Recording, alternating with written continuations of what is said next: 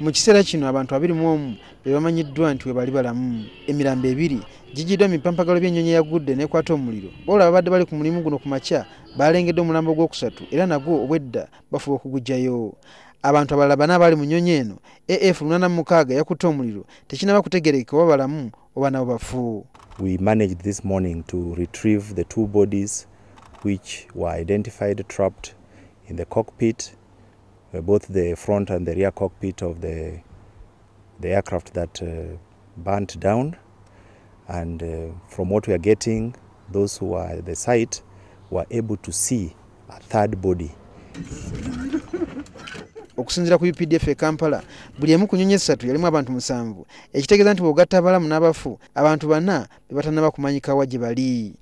Abafu 2 abategerekeseeko kuliko Kapiteeni William Leti ng'onabadde pilot ne Lieutenant Patrick Nahamya ng'onabadde amuyambako okuvuga helicopter number AF-86 MY24. I'm Captain William Leti, 808. This is my co-pilot.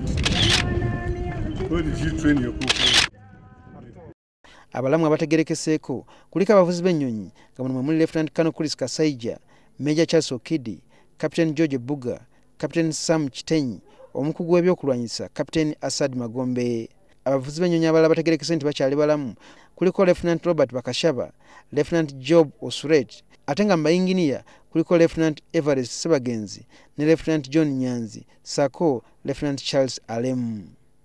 Abakola ku by'amasannyalaze kuliko Second Lieutenant Gideon Talemwa, Staff Sergeant John Komunda ne Warrant Officer 2 wa Magali Yahaya. Abakugu abalala beba Second Lieutenant Asaf Bariji, Warrant Officer 2 Kalulu Wilberforce, Warrant Officer 2 George Nakabanda, Warrant Officer 1 Ongaria Patrick, Staff Sergeant Kareb Mugwisa, Staff Sergeant Robert Eritu, Warrant Officer 1 ISG Nixon ne Private Musa Mark.